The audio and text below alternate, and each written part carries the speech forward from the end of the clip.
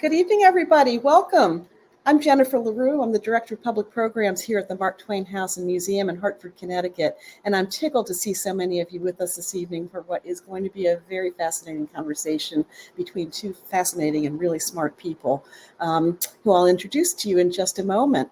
I see that some of you already discovered the chat. Please continue to chat away during the program. That's one of the fun things about our virtual world these days, is that you can get away with that, whereas you get shushed if you're doing that in our auditorium during an author talk. So please continue to do that.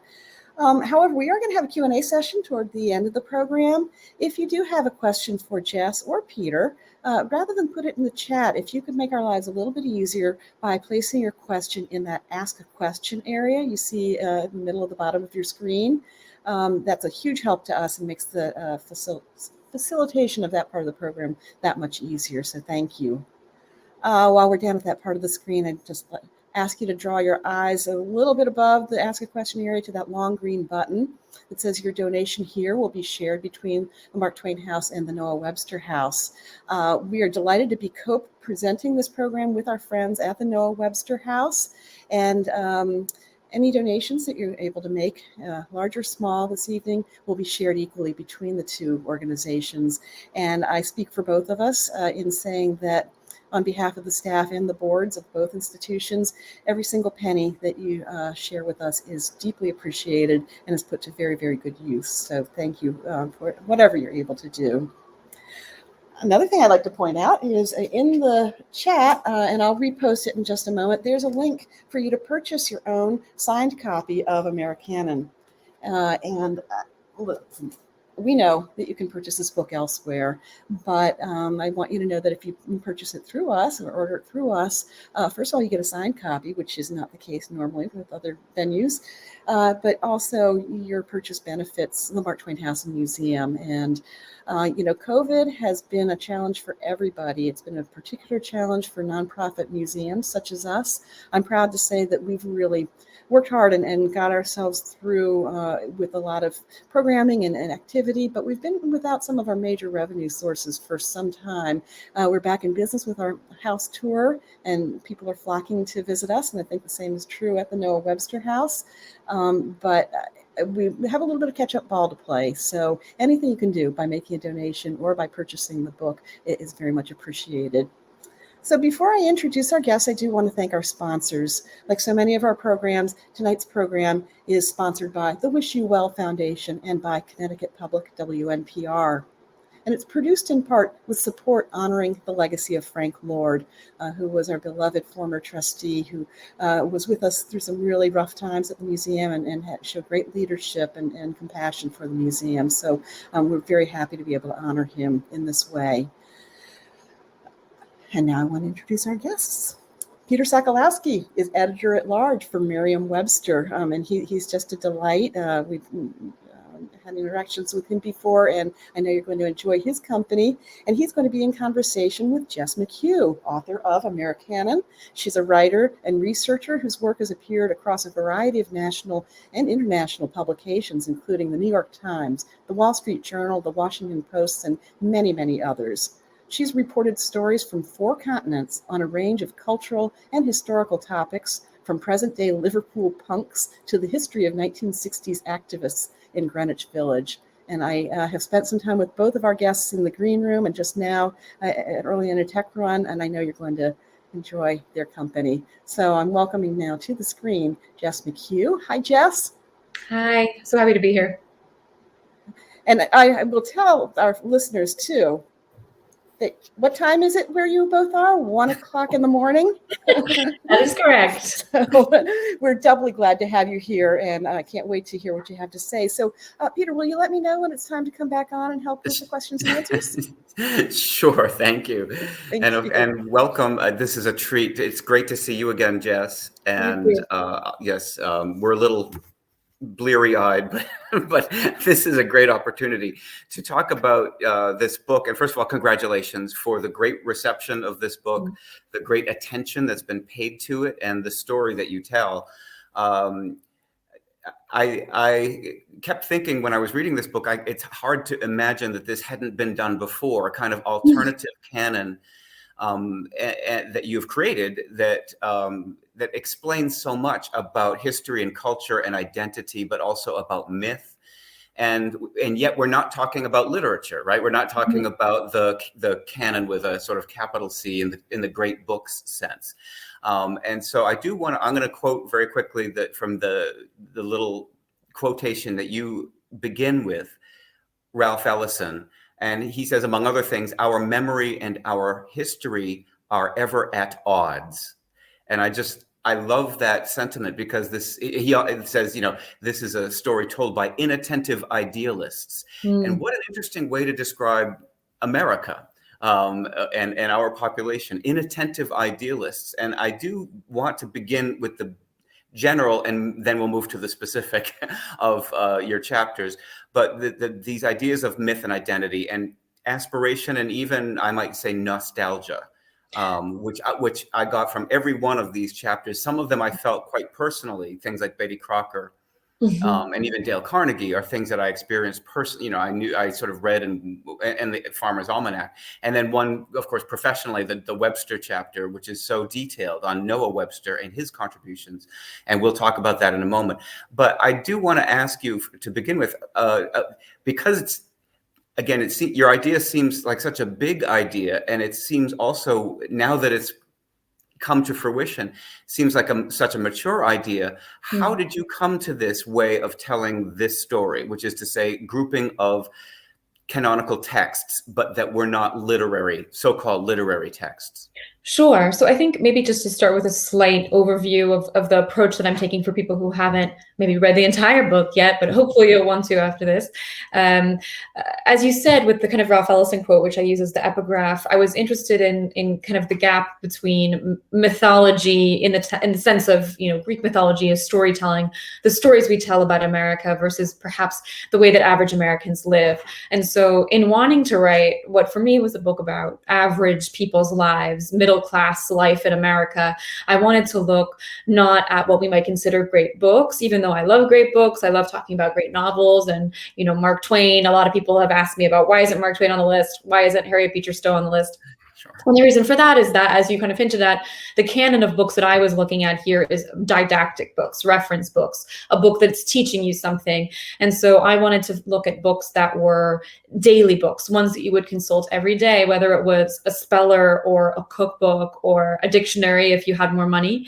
And so that was sort of the idea. If you were an American in 1850 or 1950 and you only owned a handful of books, what were the books and what did they teach you about what it was to be an American? And so I tried to focus on bestsellers and on the books that touch the greatest number of people.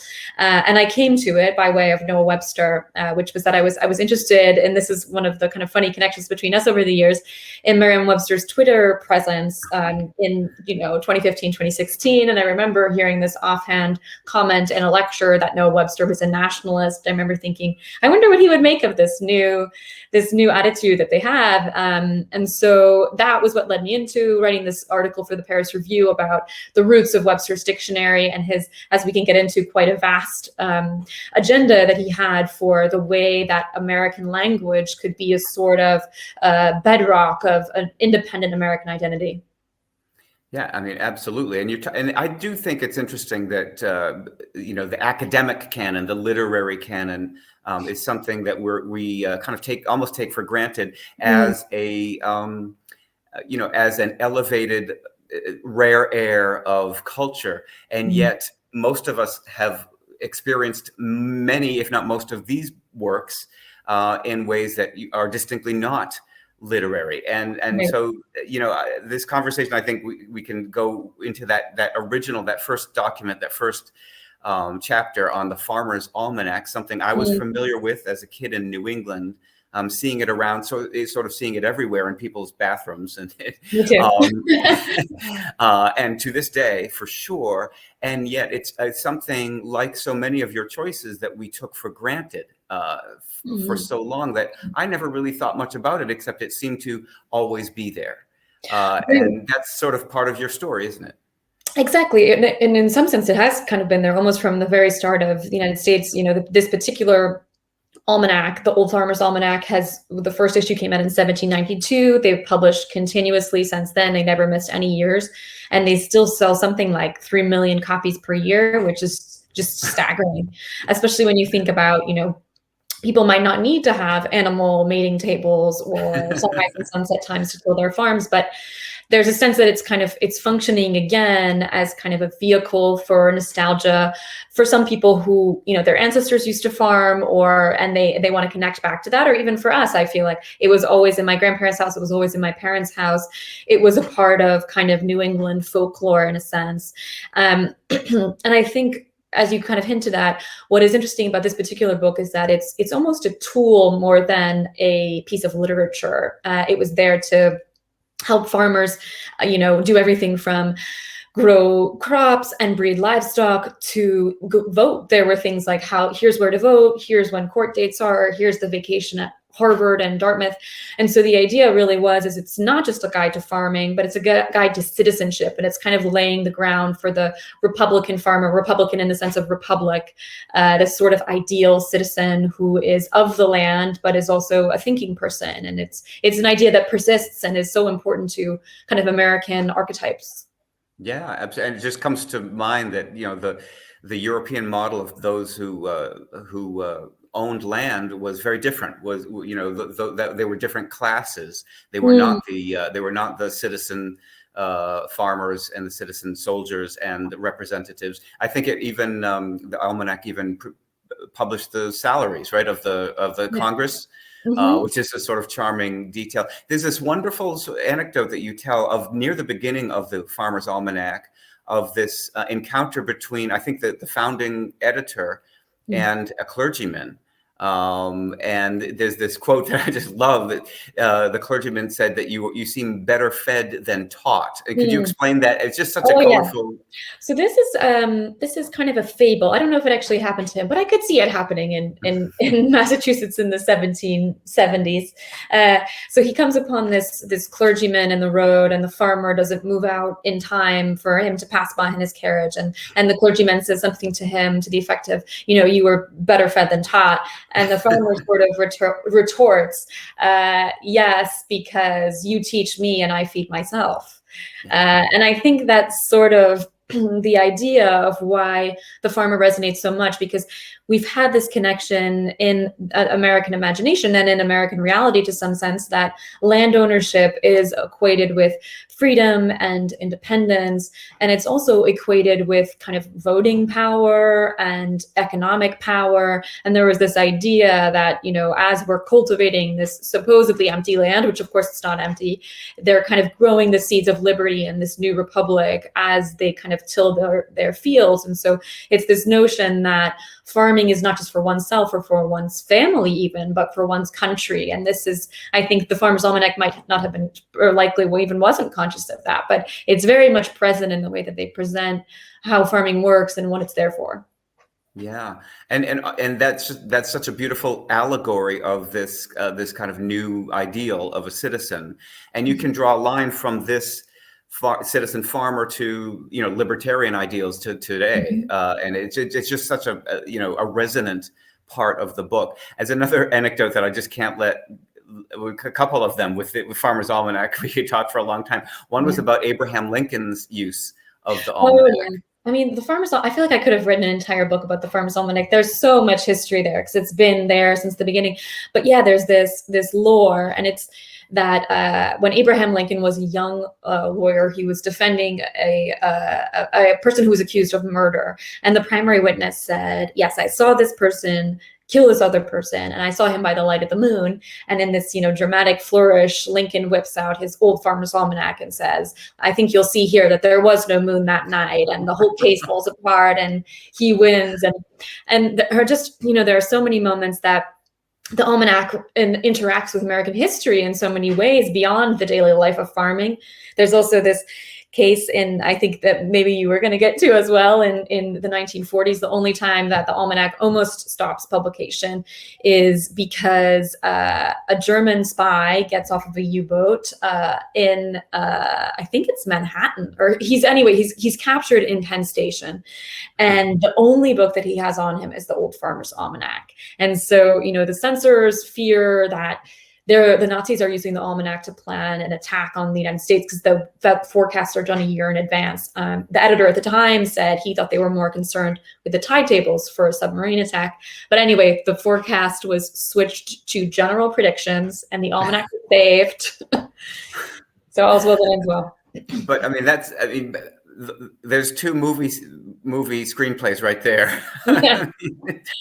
It's really it's to your credit that something that we have taken for granted is such a vivid, a vivid source of information and history. Now, your next chapter is on Webster. We have to give a little pride of place to know Webster, given our audience tonight, and of course who we are. Partly because I just learned this about you. I think you're one of the kind of people, you've said, who as a child would read the dictionary. Is that right? That is right. So I was quite a nerdy child. This might surprise many in the audience. And I wanted to seem smart and to be smart, but especially to seem smart.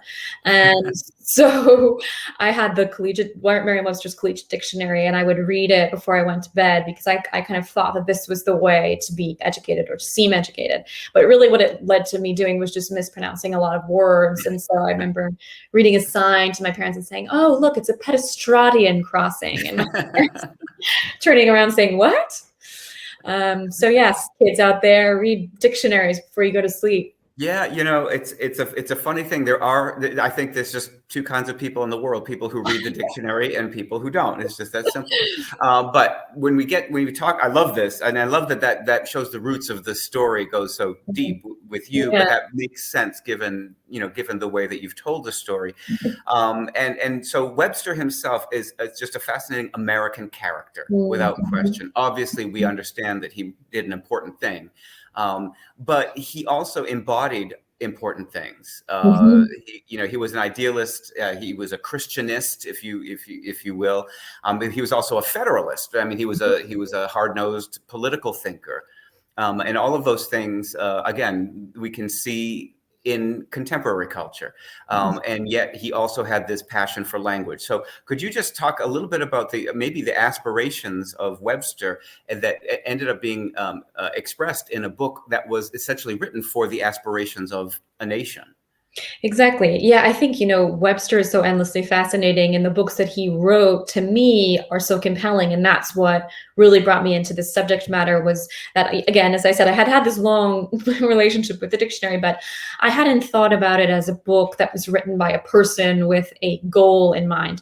And so I was quite surprised to learn that for Webster, making the speller and then the dictionary was this sort of linguistic declaration of independence from Britain. It's the post-revolutionary era, and he's saying, American English is going to be as different from British English as, Swedish is from German. And this is the way that we're going to have a Christian and a patriotic language, which is such a radical idea for what is the same language. But he's saying through spelling, through standardization, and through this sort of ethos that we can imbue our scholarship with, in having a literary, I could see him projecting these great literary dreams for the United States at such a young age, is kind of extraordinary. And I think you can make the argument that maybe we didn't go quite as far as Swedish, but there are certainly many, many differences. And I would argue that many of them are fundamental to the way that we conceive of our identity, whether it's, the amount of biblical language that's used in public speech, or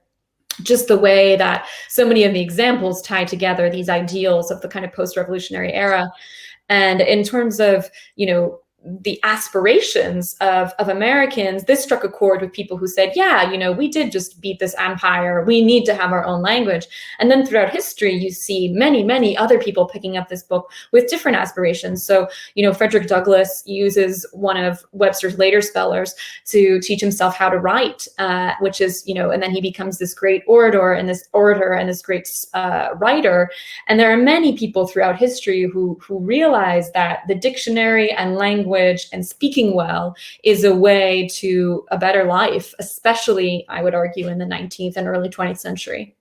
Yeah, I mean, no question. And it's so compelling. And I mean, of course, we could talk all day about Webster and all of his contributions, but among other things, he obviously, as you just said, so perfectly, he sought with this project a sort of national identity. And there was a linguistic part of this too, that we all recognize. And just for the benefit of our audience, I'll say it very quickly, that Webster is maybe best known linguistically for the spelling changes and that he brought to English, or rather the sort of settling of an American style of spelling.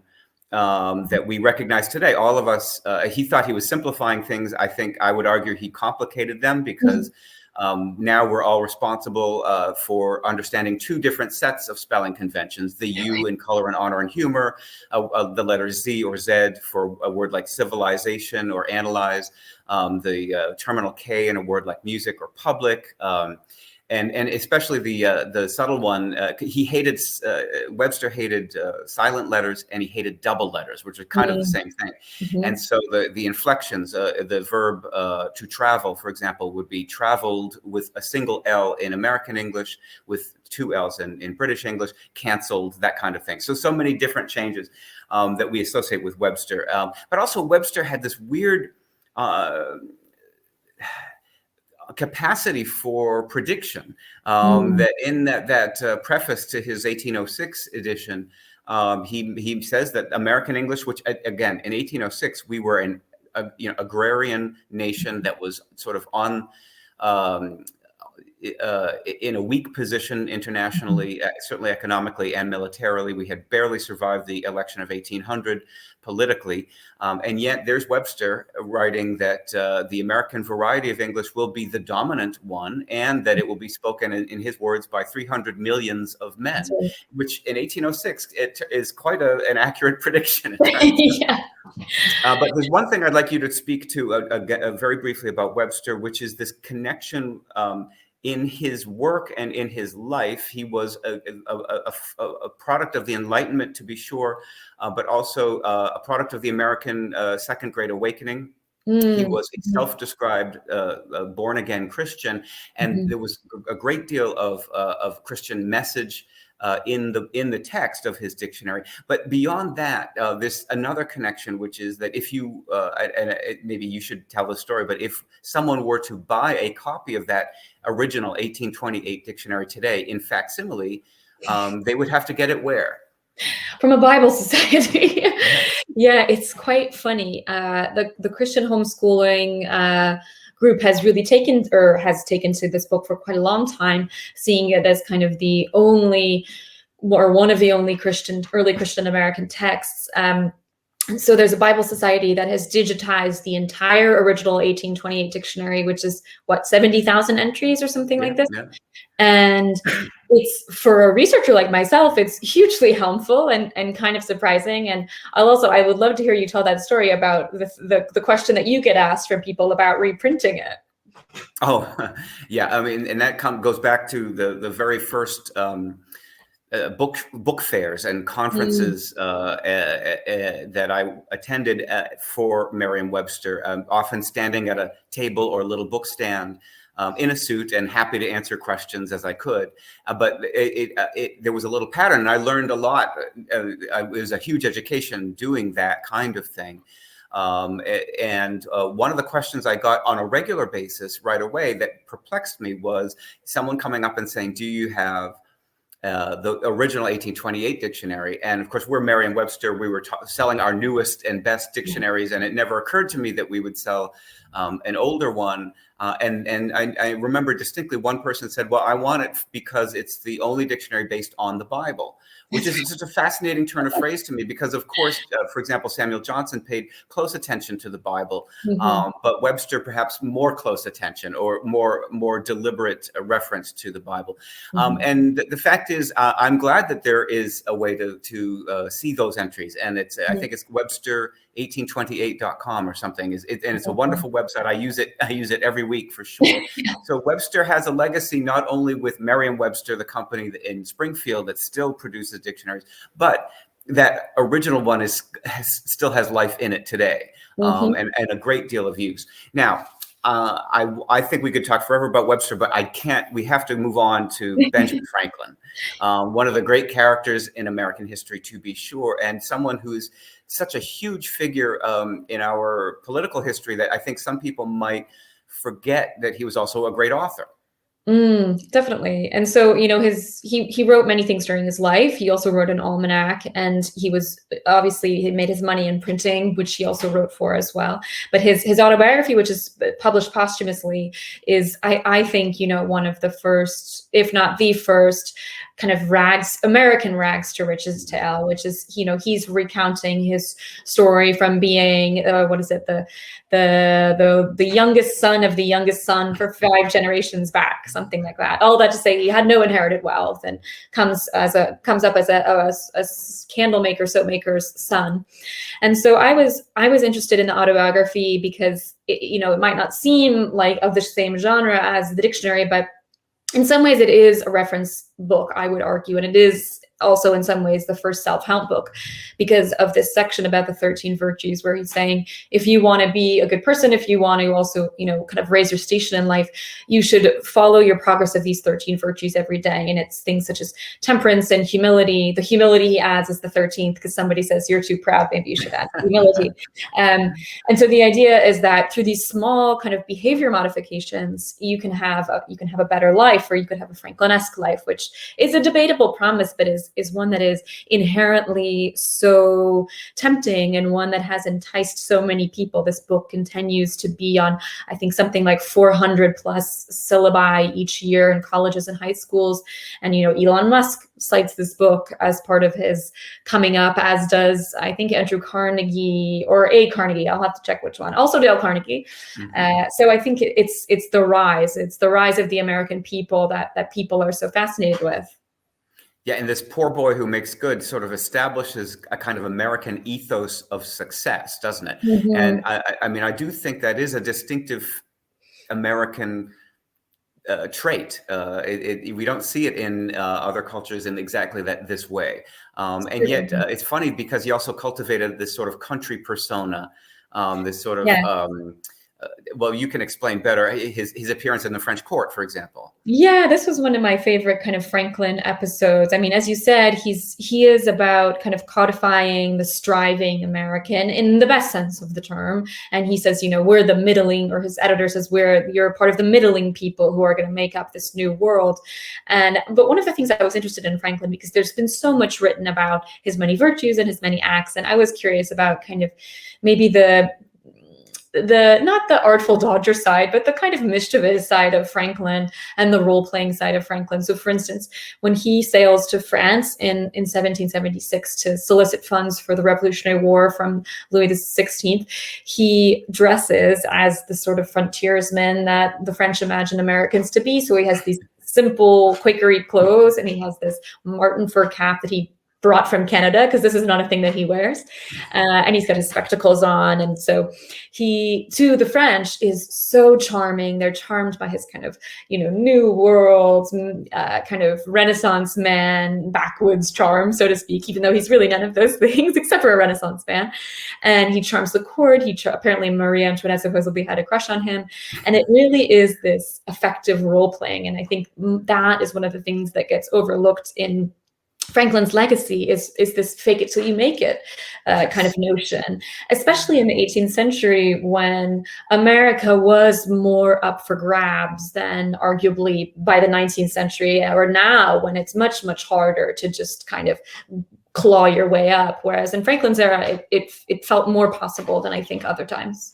And I assume, it just occurred to me now, I assume he was familiar, as Jefferson certainly would have been, with Rousseau, with Rousseau's writings, which were kind of in some ways the underpinnings of American political independence and later the French Revolution, but also this idea of the tabula rasa and the sort of pure natural state of and so that of people before they were corrupted by culture or society, and that I wonder if part of Franklin's performance wasn't also kind of a sort of a bringing to life of the Rousseau ideal.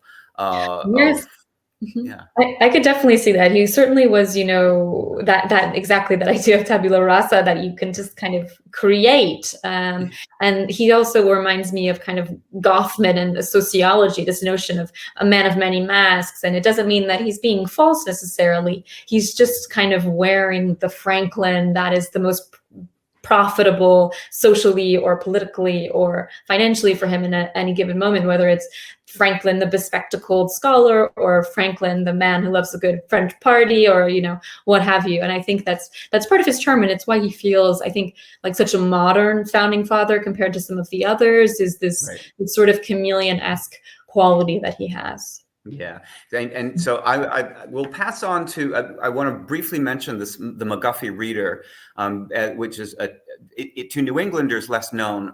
Certainly, it was not known to me, and it turns out to have been a massive success in education. And this, of course, education was one of Webster's preoccupations and one of Franklin's as well. And the McGuffey Reader in the Middle West and the Far West was much more prominent and for decades, if not longer. And before we move to Catherine Beecher, I just would say you should say a few sentences about how important a textbook can be. Yes, exactly. So the McGuffey Readers were written by, William Holmes McGuffey with some help from his younger brother later on, but he's kind of the typical man of the frontier. And so we're kind of hitting on a lot of the archetypes. You've got the self-made man, you have the farmer, and now you have the frontiersman. So McGuffey grows up on what is then the Western frontier, but what is now, Pennsylvania, Western Pennsylvania, Eastern Ohio, or Southern Ohio. Anyway, so he grows up in a log cabin that his parents have constructed out of the surrounding trees, and he's walking 5 miles to get schooling, or he ends up teaching a classroom full of 50 people when he's 14 years old. He lives this kind of hardscrabble life, and so he ends up writing this book of school books that are meant to educate children from learning the alphabet all the way up through to kind of reading passages for high school age kids. And his idea was he wanted this mix of kind of what he would call frontier values, or we might call frontier values American values, kind of, kids out in nature. A is for axe instead of A is for Adam's fall, as it was in, say, some of the more Calvinist texts. But he, like Webster and like many of the other kind of writers of school books, is very staunch in his religious beliefs. And so his notion is that we're going to make a more literate nation. We're also going to make a more godly nation. And so he has a bit of a fire and brimstone edge to him, and he kicked many, many students out of his classroom as a professor. But the book, is an extraordinary bestseller, especially at a time when literacy is really taking hold in the United States. And the books come out in 1836, 1837 for the original editions. And over the course of the next century, they sell something like 130 million copies, which is just staggering, especially when you think about the fact that most copies were shared by several children in a classroom. So the number of people that this touches is much, much greater. And these people are memorizing these passages, and I think are in many ways committing that moral compass to themselves. And there's people like Henry Ford who read it and say, everybody of my generation could repeat these passages by heart because it was the book that everybody read. Yeah. I mean, and bringing it, it makes this contemporary resonance so easy. I think that people today may mistake the power of a textbook because they think it might still have the power it once had to shape a culture, to shape a society in the ways that he absolutely did with his work. And I suspect that a single textbook won't have that kind of influence, in the 21st century. Right. And it's fascinating, though, because people approach the question of textbooks with the same zeal, I think, that they did even in the 19th century, which is to say, if you open up the page of the New York Times today or the Atlantic, there are op-eds about what's being taught in Texas or critical race theory. And so I think the idea of how are we teaching our children is such a huge question, because to so many Americans and people around the world, it's not just about teaching letters and numbers and how to read. It's about educating people on what values they should have and how they should be American. So I think it just continues to resonate. Yeah, well, the whole idea of standards, needless to say, is always in the news, basically, and that was sort of that was at the core of McGuffey. And also, just to, very quickly, your chapters speak to each other in some ways. I mean, McGuffey adopted Webster's spellings, and because of the popularity of the McGuffey reader, that was a way to propagate Webster's innovations in a way that Webster himself could not have done. And also, of course, Webster and Franklin were personal friends, and so there were sort of these chapters sort of fold on each other a little bit, which is kind of a delightful thing. Especially in the 19th century, you kind of realize that the world of writers and of kind of movers in the political world was often quite small. And I remember being so surprised going through many, many McGuffey letters and finding this letter from Webster saying, "Thanks for using my speller," and or "Thanks for using my spellings. Like, this is very important." And then he grinds his axe about, my publisher's not paying me enough money. And it's this very funny letter. But I think it does speak to the fact that when you then, on top of Webster's enormous success with his own speller, plus the dictionary, plus now you have McGuffey using these same spellings, it really cements not just their practice, but the ideology to a certain extent that's behind them. Yeah, and their enormous influence. Now, I don't want to go to questions before we discuss Catherine Beecher, Emily Post, and Betty Crocker, because they represent, first of all, a big part of your book is about women and the role of women in American culture, and these, of course, are icons of different kinds of works that were directed toward women, but also written by them. So Catherine Beecher, American Women's Home.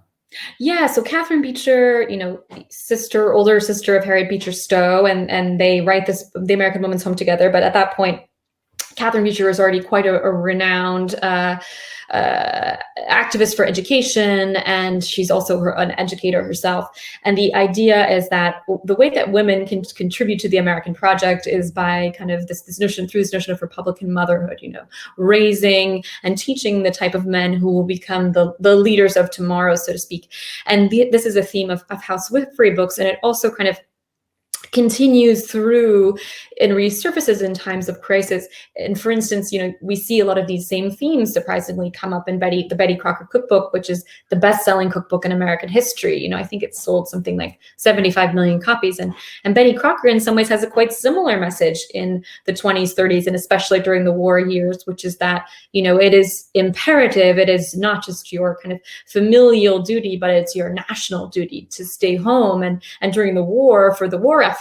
And so this again is a message that resonates on a huge scale. And I feel like I could do a whole talk about the kind of issues with the way that women are presented with these kind of ways forward in American society that are quite limited in these textbooks, because the didactic books that are directly at women are really about women's role in the home and women's role in the private sphere, because up until even if there are many women working outside of the home in the 19th century, even in the 20th century, the best-selling books, the ones that are selling tens of millions of copies, are aimed more at women at home, women raising children, which I think in some ways reflects the time, and in other ways can be quite limiting, but much to say there. Yeah, I mean, she sort of imposes this morality on domesticity, exactly, which is I have to say a pervasive idea. It seems to me to this day, that's a hugely influential idea, and I'm not sure it's shared in the same way in other cultures, European cultures, at all. Yeah, I think that's an excellent point because, Beecher says quite explicitly, if you're feeding somebody soggy biscuits, they can't be a good Republican, again, in the sense of a republic. And Betty Crocker says the same. If you load up a man's stomach with soggy boiled potatoes, is it any wonder if he goes out and gets into a fight or commits a crime? Which is quite a hefty moral duty. And I think, maybe that level doesn't quite exist today, but I do think even now, even for working women, if you're bad at cooking or you bring store-bought baked goods to the bake sale, you might be frowned upon. Yeah. No, I mean, these values seem to have really stuck. Yeah. And now talk about a screenplay, Emily Post, and the way that her career began as a kind of matron of society, and then became kind of a documenter of that society. Yes. So Emily Post was probably one of my favorite chapters to write, other than Merriam-Webster, because her life was just so surprising. She writes this book about etiquette. That's this huge bestseller. And I had always imagined her with the kind of white gloves and the perfect little life. And in some ways that was true. She grew up very posh and was, the the daughter of quite a wealthy people. But her writing career is born out of scandal. Her husband cheats on her with many showgirls, and he's eventually caught in this tabloid extortion scheme. And instead of, paying the ransom, so to speak, he goes to court in this very public legal fight that Emily Post is then caught up in the early 1900s. And she decides in 1906 to divorce her husband, which was not done for the upper classes, or really for many people. And she then is kind of faced with the prospect of earning her own money, because in addition to being a philanderer, her husband had made some poor business choices. And so she turns to kind of correcting the wrongs of etiquette after living through some of them herself, and in turn is picked up by both middle class and kind of rising working class people who want to make a better life and see this kind of Great Gatsby vision of, if I can memorize these rules about fork placement and etiquette, I can be more successful. And that's something that takes off when the book comes out in the 20s and continues to resonate throughout the 20th century. I mean, it's the perfect aspirational text, right? Because she's basically saying, and it's very much based on class in education.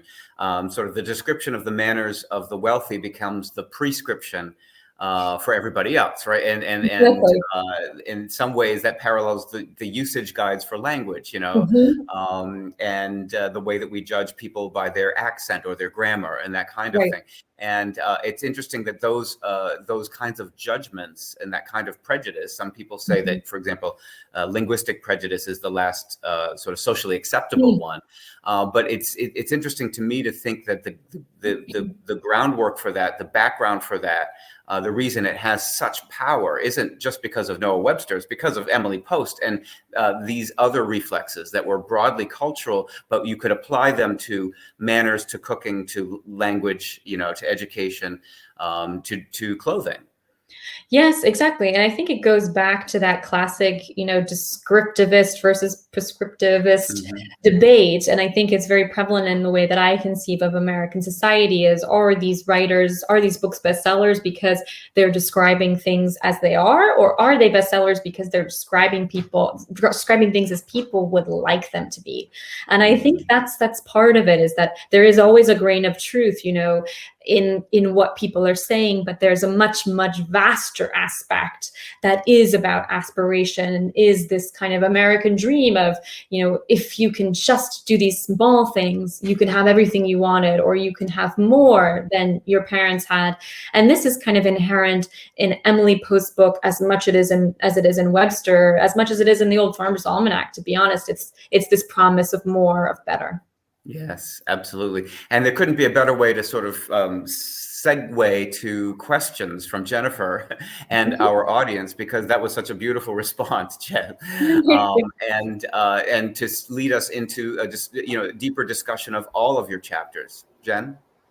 Thank you so much. I got to tell you, I could listen to the two of you talk for hours and hours. This has been just absolutely fascinating and so much fun. So the audience, please, you're a little, I think you're all kind of stunned and awed as I am, but we need some questions from you. But I will start off with kind of a broad one. I actually know a lot about Emily Post and have done a lot of research about Etiquette, her book. And one of the things that distinguishes it from other etiquette guides is its humor. And it's so funny. And she did that very deliberately, I think, to make it more relatable, as we say these days. I hate that word. But can you talk about, in other books that are featured in Americanon, the role that humor might or might not play in some of them? That's a great question. I've actually never gotten this question before, and I think it's such a good point. So I do think humor plays such a important role in American society, and you do see it throughout, whether it's the kind of clergy quip in the Almanac, or Ben Franklin is somebody I think of as quite humorous, and he uses it to many effects. So I think one of the things that humor can accomplish is it can kind of make somebody seem, like you said, more relatable. It can also kind of deflect grandeur, because I think Franklin, for instance, was very conscious of, he didn't want to present himself in a way that was above the kind of fold. So I think that's one thing that it can also do. And it can also kind of bring people together. The idea of an inside joke is that you're all sort of in on it. And there's a lot of that in these books, is that there's repetition of the same kind of poking fun at, as Emily Post would say, the gildings or the kind-hearteds or what have you. And it's something that, everybody can be in on. Awesome. Thank you for that. And while I'm holding the floor with questions, we were talking earlier about a little brief appearance by Mark Twain in your book. Can you tell us about that? Yes, and I actually realized there are two brief appearances. So the first one is, he writes this very funny satirical essay in the late 19th. You know what? There's only so many days I can hold in my head. Sometime in the 19th century, he writes this satirical essay about Benjamin Franklin's 13 virtues, saying, he wants to make us into these little robots. What a boring way to live. He ruined my childhood because I had to read this book. And it's very, very funny. And I think it speaks to the way that Franklin is many people throughout his life. As I said, he's a printer, he's a diplomat, he's a writer, but he's also many people throughout history. The way that he was seen and understood right after his death is quite different from the way that he's understood in the 19th century, later 19th century, or even now. And then the second appearance is, I forgot that when Harriet Beecher Stowe and Catherine Beecher are writing The American Woman's Home, they're actually living in Nook Farm. And so, they would go over and have these kind of, long dinners and discussions about suffrage with Mark Twain. It was very much this atmosphere of kind of conviviality and of intellectual exchange that was happening among many people at that time in Hartford. Thank you for that. And for people who might not know, Nook Farm is the neighborhood here in Hartford where both Harriet Beecher Stowe and Mark Twain and his family lived, right across the lawn from one another. So the Harriet Beecher Stowe Center is now a museum dedicated to Harriet Beecher Stowe's legacy, and of course the Mark Twain House right across the lawn, supporting and furthering Mark Twain's legacy. So thank you for bringing that up. Yes, I can't believe I forgot, because I remember doing research on Nook Farm, and now it's all coming back to me. Oh, well, have you been to Nook Farm?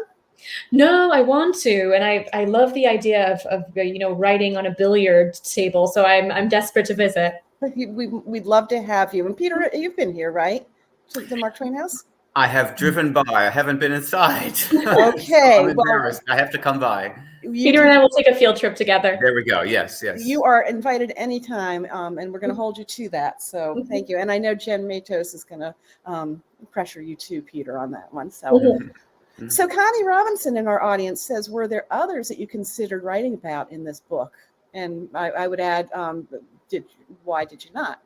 Yes, there were many that kind of went on and off the list. It's very hard. And as I say, kind of in the introduction, I don't mean for this book to be kind of an exhaustive list of all of the books that served this purpose, but I wanted to kind of focus on, a kind of a survey of books from the beginning of kind of United States history up until, say, the 80s, 90s. So there were a few. One that sticks out to me was the big book of Alcoholics Anonymous, which is actually quite a huge bestseller. It sold something like 30 million copies. And what was interesting to me was the ways in which, it comes out in the 30s. It's responding to the Great Depression. It's also responding to a lot of veterans from World War I who are struggling with alcoholism.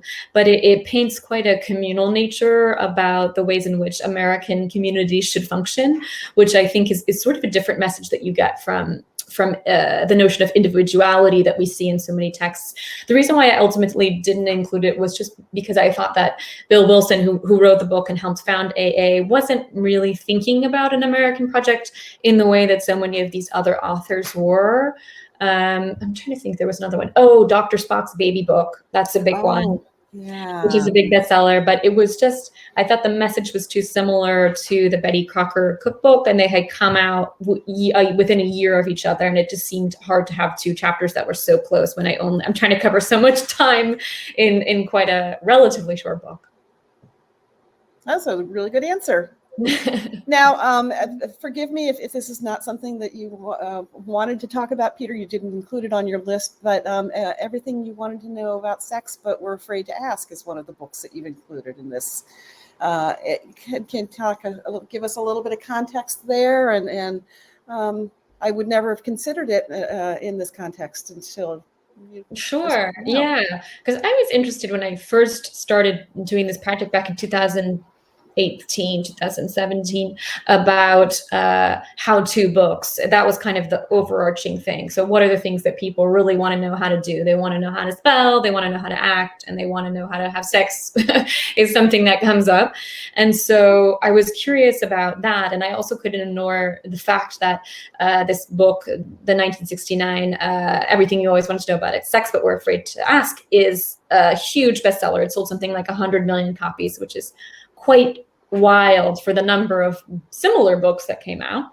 And what surprised me with that one is that it's quite a conservative take for a 60s book. And a lot of it is about right and wrong ways of doing things. There's a lot of kind of gay shaming. There's also a lot of, against racial mixing, as he says. So I think the notion of conservative in the sense of trying to conserve something was surprising to see in such a kind of recent text, and sort of disappointing. But I think it also speaks to the fact that even books that we might not think are talking about good or bad, or right or wrong, or American or un-American, are in many ways speaking to that. So for instance, sex advice, and this book in particular, often comes out of kind of, not him, but it comes out of the history of eugenics. So the first sex manuals were about the negative side of eugenics. What was called negative eugenics is sterilizing people. Positive eugenics was encouraging the quote unquote right people to have sex. And that's kind of how sex advice in America is grown, and same in the UK. And so I was interested in that notion. Wow. Yes, quite a dark turn, but especially for what seems like a silly book, but well, I mean, really, even the title alone kind of suggests that it's going to be a little tongue-in-cheek, or right. But it really isn't. That's fascinating. Yeah. That's fascinating. Mm-hmm.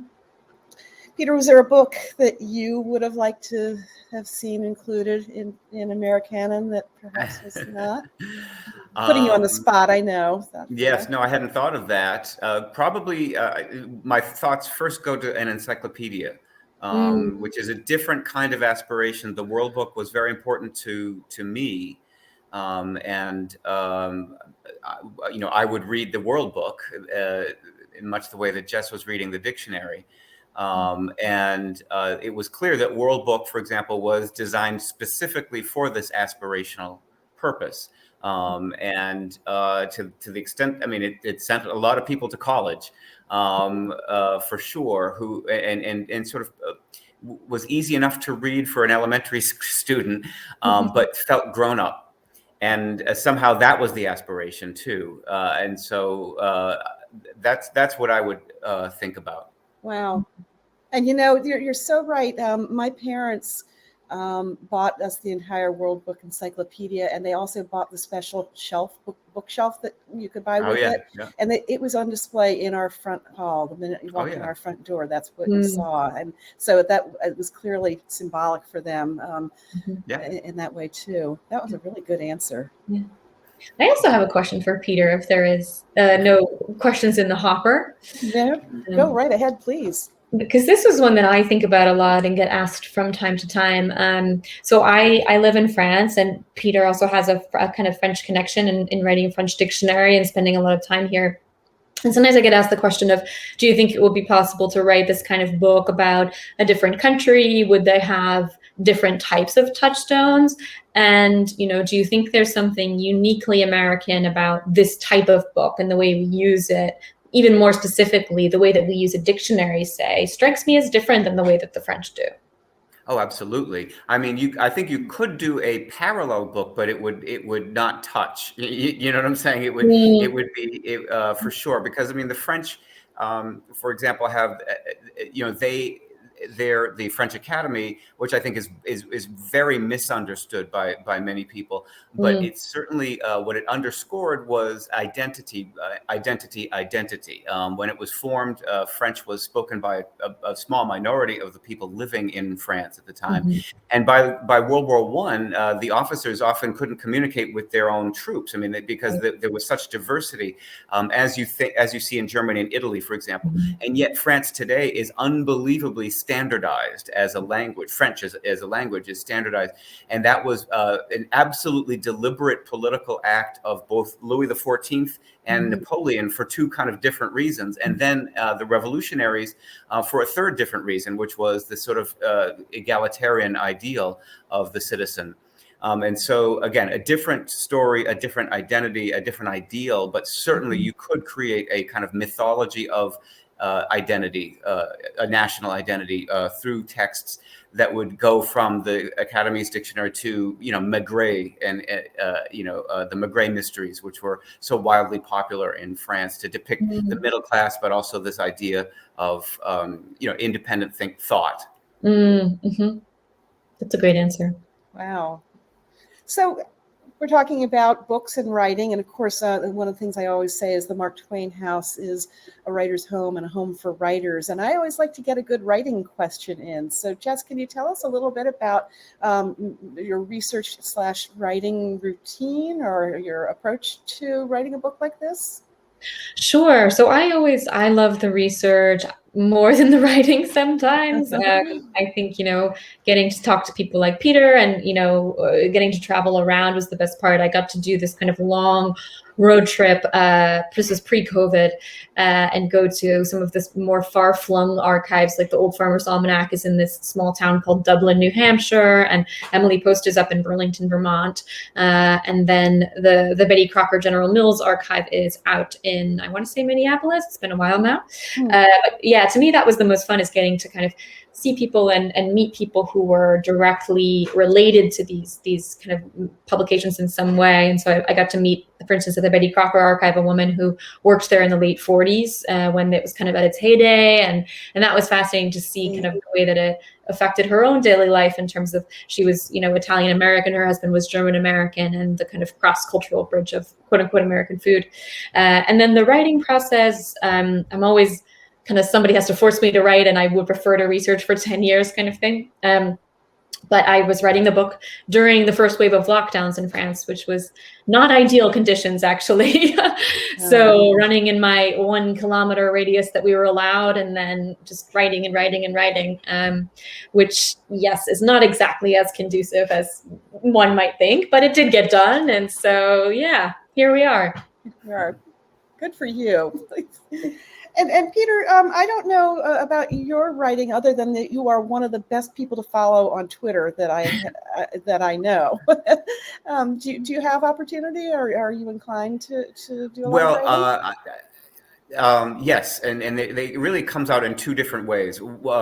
There's a number of sort of what I would call academic articles that I've published through in academic journals like the Dictionary Society of North America's journal called Dictionaries. And I've published a number of articles there, and things like book reviews, surveys of French references, and something I'm very proud of fairly recently from the Oxford University Press, a chapter on the revision of Webster's dictionary in 1864, which was research that I undertook along with my former boss and retired Merriam-Webster president, John Morse, because it's an interesting point, and I think it's worth saying out loud, that to have a job as an editor at Merriam-Webster, you don't actually have to know anything about Noah Webster's work. I mean, we concentrate on today, we concentrate on the now. But both John Morse and I took an interest in our history, and especially around 2014 when we saw an anniversary year of the 150th anniversary, and we just decided, what was that revision? What did it amount to? And so we did our research, and in other words, what we did was reverse engineer the process that was done by our forebears. In other words, open up the old edition, the Webster 1828, and the new one, and compare them, and then kind of figure out what was done. And it turns out we were both astonished that it was a massive and significant and deeply detailed revision. And so I have a chapter on that called The Invention of the Modern Dictionary in a book. And the book is called The Whole World in a Book, which I think is a great title. So I do get it. But I was going to say, the other thing is most of my writing is anonymous because it appears on the Merriam-Webster website. And I'm very happy to say that website is a place for not just word lovers, and the curious about the current events, but or the problems of English, but it's kind of a magazine for word lovers. And so you might encounter an article on why the word mustache is singular in English, or the difference between iniquity and inequity. And those are pieces that I write. That's my day job. And I'm very proud of the fact also that we don't have bylines in those articles because, like the dictionary, which the definitions are written by us, by our colleagues, but we don't see bylines in the definitions. So we decided we're not going to put bylines on those articles. So I do get to scratch the itch of being a writer quite a lot, maybe more than people think, even if they know me, but that is my day job for the most part. And most of those articles are, of course, unsigned, but they're on the website. I am so glad to have learned that. Thank you for sharing. And those articles are great. I am an avid reader of basically all of them. Thank you. That's amazing. I can't imagine. This has been the most lovely evening, and I want you both to promise to come to Hartford. And you visited obviously the Noah Webster House, but I want you to come and see us here at the Mark Twain House, and we'll take you across the lawn to here at Beecher Stowe's house, and have a good old time. Thank you both so much for a delightful evening. Now, I got to say, I can't imagine that if you didn't already want to purchase this book before this conversation, that you're not itching to do so now. My friend and colleague Jacques has reposted the link in the chat, so please take advantage of that opportunity. And I want to thank our co-hosts at the Noah Webster House for joining us this evening. And thank you to all of you who have made donations to be split between the two organizations. This has been a real banner evening. Thank you so much, both of you. Thank you, Jennifer. Thank you, Jess. And congratulations again. Thank you. Thank you, Peter. Thank you, Jennifer. This was so lovely. We'll see you next time, hopefully in person. Yeah. Sweet dreams, too. All right. Good night.